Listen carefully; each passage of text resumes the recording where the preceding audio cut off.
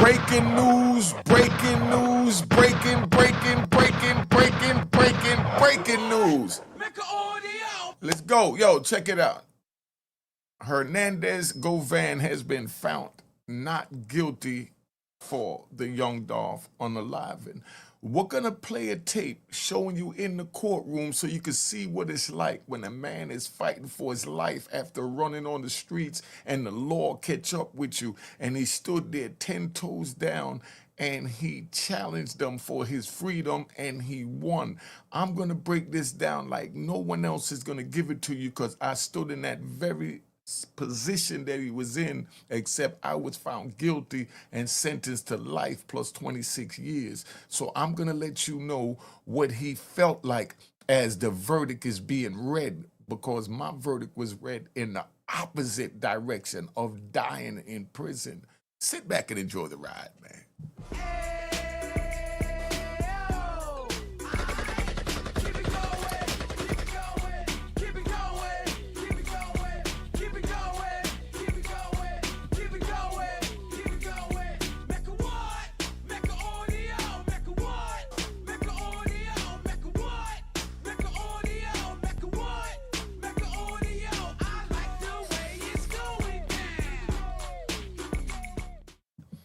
All right, you know what it is. Unique Make Audio, man. We here. We going to play the verdict. Let me find the best screen for this, but I think this is good.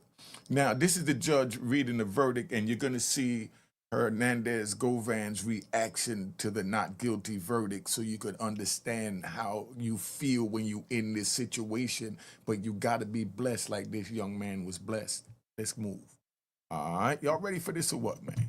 That's all I want to know. All right. Ladies and gentlemen, have you reached a verdict? Yes.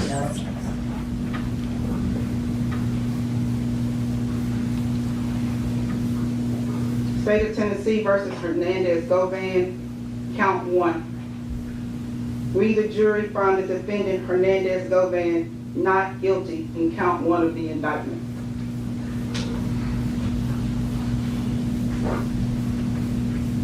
State of Tennessee versus Hernandez Govan, count 2. We, the jury, find the defendant Hernandez Govan not guilty in count 2 of the indictment. Ma'am. Court's in session. Round of applause, round of applause. Someone beat the system, someone beat the system. See, there's two sides to this, and that's what I'm going to ride with.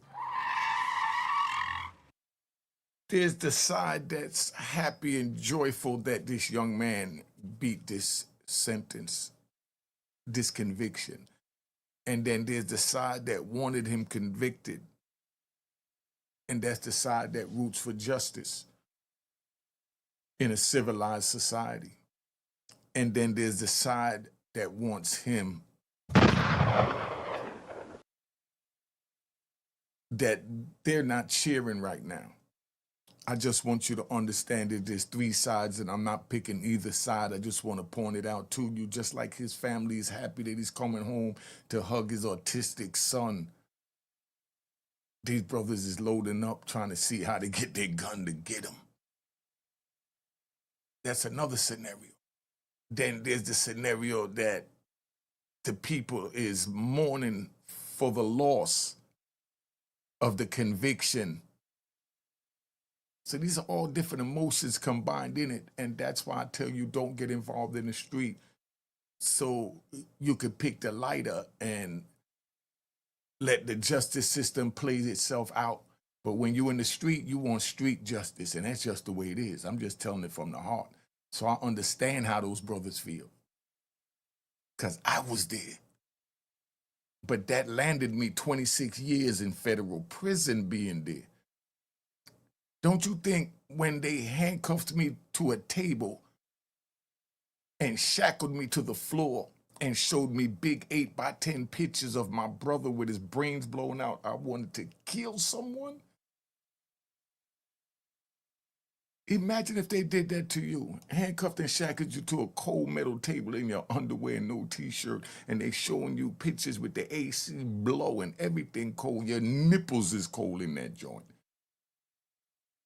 And then you see these big, beautiful colored pictures in front of you when your eyes focus in and you see your brother's brain matter on the table. And you're like, whoa,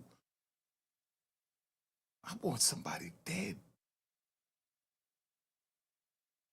But I remained confined 26 years after that, and I grew past that revenge, that hatred, that vindictiveness, because I wanted them dead.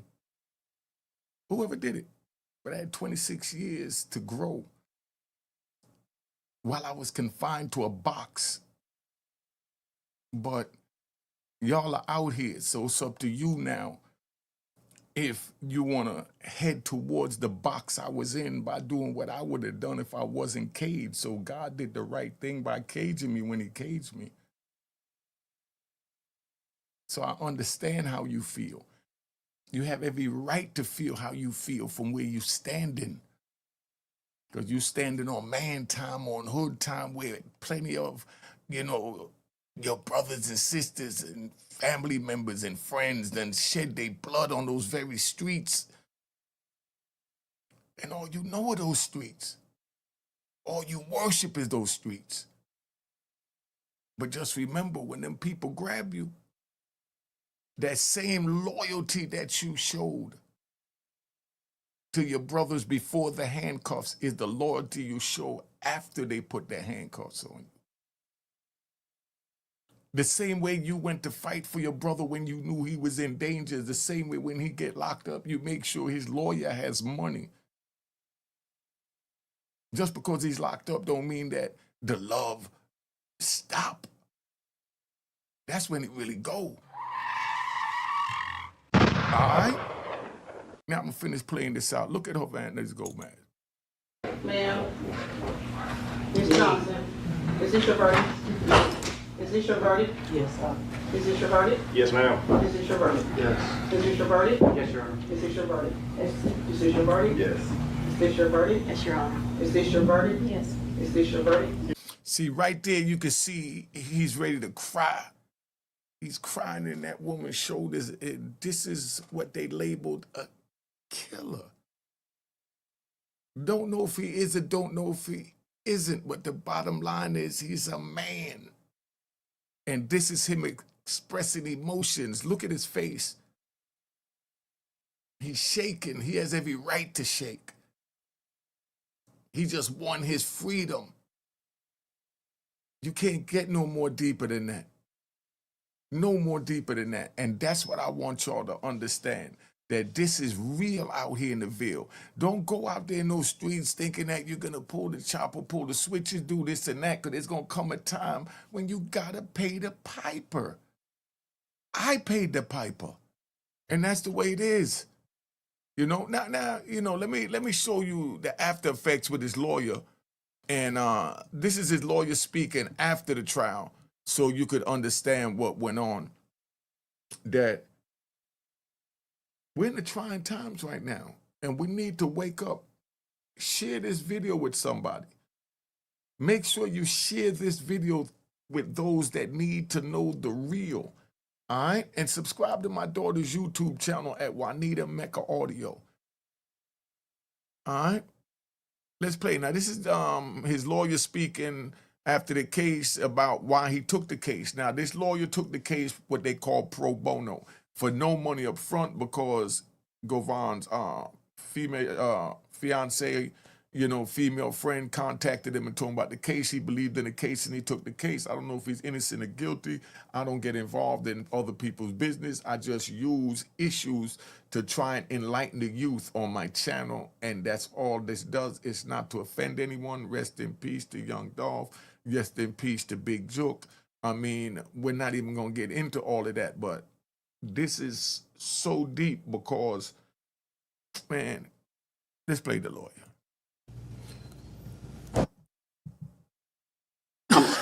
I'm I'm always on edge because there's cases I thought I would have won easily, and the jurors just get swayed by the publicity and the media. It's been so one-sided, calling him a mastermind. The press has been going crazy because only the DA talks. And that's the problem with our system, is because they make such a good first impression saying everybody's guilty that it's hard to get a fair trial. But thank God we got jurors. They took hundreds of pages of notes, and it didn't take them, 2 hours to figure out this was all garbage. And they virtually echoed everything that he said in closing. And they were very critical that anyone could be locked up that long and didn't have the resources to defend themselves. The jurors said that. They echoed that, and the guy said, I am offended. I'm offended by this. And he said, and he was disappointed in Mulroy. And that's your elected official, that's my elected official, because I live here. And you just go and do something. You called that testimony with Jesse Browning BS a joke. Why?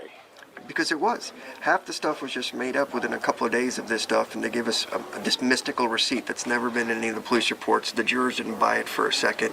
The lead investigator, Dabney, was incredibly honest when he said these are the mistakes that we made, and then you call up somebody that's willing to do or say anything to clean up the case to get a conviction. You saw how they shaded off the phone records. Where are the text messages? Where's any of that from Justin Johnson to our client saying we're going to do something? I presented hundreds of text messages where he's threatening people, trying to go shoot people with others. Govan was never in on any of it. And the fact that you're still asking me these questions I find offensive, because it didn't happen. You would never take anything you heard in that courtroom for any decision you would make in your life that has any significance. You would laugh at me if I said, believe those guys. So let's just keep it real. This is all garbage, and I'm grateful that he's out, and I'm sorry in the world that he had to do 9 months in prison. And I'm just grateful his fiance called me, and we have the resources to help poor people. You were very passionate in your closing arguments about, about Govan being just a man from Orange Mound up against the system. Kind of talk about where that passion came from. When I go to 201 and look at the people that are in there, I know a lot of people do wrong, and I understand that, and I don't want violence in the streets because I live, in towns as well. But it's just so wrong. If I can see it, there's no way a jury couldn't see it, and that's why it took, 2 hours to figure that out. I mean, obviously it would have probably been quicker had they not had to go through the evidence and do their job, but the fact that anybody in the press would say, oh, it was this or it was that, it was clearly flagrant, and I wish we'd be reported as this is what your justice is in Memphis. So if you're black and poor, you got a problem. So this was Mr. Govan, how do you feel? Mr. Rohr, this is pro bono. I was unclear with that. Yeah. Oh, it was. To finally have this stress taken off your shoulders. Yeah, and have my life back. What is the first thing you plan to do? Go hug my son.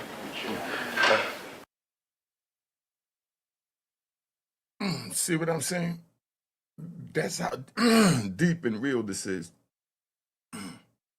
He's looking forward to hug his son when you have people that feel like he didn't get the justice that he deserved, and they feel like they want to bring him to justice, or they just won't let it rest. Sometimes we have to really tap within ourselves, even if we have to get on our knees and pray. Because I know we know right from wrong. And I know we know reactions that come from actions. And the thing is, are we ready for the reaction that comes from our actions of revenge? You answer that truthfully, and you know how you need to move. And that's all I have to say about that. But, I'm telling you it's not worth it. It cost me 26 years in federal prison. I'm telling you it's not worth it. So, I don't know. If you don't want to listen to me, I don't know who, when I sat in the cage for 26 and a half years. Mr. Govan, you haven't smiled all this week, but obviously you have a lot to smile about. Just tell me just about what you're feeling in right now. Like I said, it's kind of hard to explain the feeling of getting your life back, just from 12 people, so I'm just blessed, and I'm just ready to go see my son. What was going through your head when you were waiting for the verdict this morning? Nervousness, of course, it's natural, but I got a team around me that was very confident and supportive, so without them, it wouldn't be no me. I just want to thank again Manny, Robert, Haley, Beth, Handel, Contrell, Leanne, and just everybody. You need to thank your woman for reaching out to them in the first place, big bro. I know you forgot, and I'm just making light of it to try and cheer this up a little bit, but you need to thank your woman for reaching out to them. You definitely thank them as you should. Played a part in proving my innocence. You heard your attorney say if you're black and poor in Memphis, this is what happens. What would be your words of advice? Leave Memphis. Do you plan on leaving Memphis, sir? Of course. Was there any point throughout the week where you're like, you know what, I'm still nervous, prior to the verdict? Was there any point where it's like, I don't know which way it's going to go? I've been nervous for 4 years. How does it feel to be at the end of this 4-year journey that you've been on? It feels great. I just feel like I've been born again. I get a chance to restart my life and do some positive things. Do you think that this verdict will change how the court system is working here in Memphis? As corrupt this system is, I doubt it. Mr. Aurora, do you think this verdict will change anything with the court system here in Memphis? I'm not here from Memphis, but if this is a microcosm of what's going on, then you should all be worried. And maybe we should be digging into these things and figuring out why so many people are in jail, why we keep them without bond and force them into pleas and things of that nature, and why investigations aren't always there. Thankfully, my office has the resources to help these types of people and can spend the money to do it. I can only imagine how hard it is for the public defenders with their cases or other appointed lawyers that couldn't do this, and how many people shouldn't be in prison. Oh, back in December, is that the reason? Obviously, you advised your client not to take that plea. That's always his decision. I don't advise him to do anything. They always say, what would I do? And I'm like, I'm not serving the time, so I have no idea. I can't go through that stress. You can't duplicate that. I mean, I love the man. I believed in him. That's why I took the case, and we fought like hell for it. I'm grateful that the staff stayed with me. I yelled at them a lot this week and put a lot of pressure on them. We worked long nights for the last few months. We filed, I don't know how many, 24 motions, most of which were granted, which never happens, but it was so obvious we were right. And yet, still, we have a case. The government just can't ever admit that maybe there isn't anything here. They'll just prosecute, and then blame the jury if it doesn't go your way. All right, so that's where we at. He said and so you understand. And they were very critical. That's where we at, so you understand. This is a serious time we in. I'm telling y'all, get off the streets. Don't get involved with the streets. It's not worth it. It's not worth it. It's not worth it. Get a job, go to school, do what you need to do. I mean, this young man on the screen is probably my age, but this is how I'm reaching out to you, because I was preserved, because I was taken away for 26 years. And he's probably my age. But I'm saying that to say that I'm telling you, it's not worth it. And I'm here. I'm one of you. It's not worth it. It's not all the time you get a good man like this lawyer on the screen that has it in his heart and believe in, a case and a person and a family and a human being, and then take a case for free without worrying about money in 2025. That's called pro bono. So you understand, you're not going to get that lucky. So please, I'm telling you, it's not worth it. It's not worth it. It's not worth it. Subscribe to my daughter's YouTube channel, Juanita Mecca Audio. Go listen to my prison stories at Unique Mecca Audio Prison Stories. Unique Mecca Audio Prison Stories. Go to that channel, scroll around at the videos. You could look at them here too under the playlist. I'm telling you, share this video with those that need to know. So if they don't know, now they will know. All right? Cheers, cheers, toast the crime, toast the crime, the crime, the crime, the crime. What?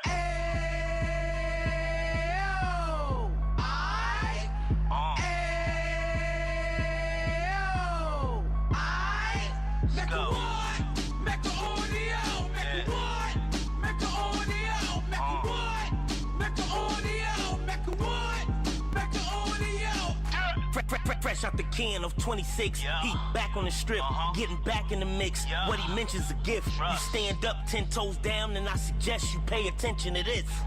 Take a little gully posse and put it in Harlem. He cut from the bottom, came up from the bottom. Drop the book, you should go and get it. An Instagram page and a YouTube, you could go and visit.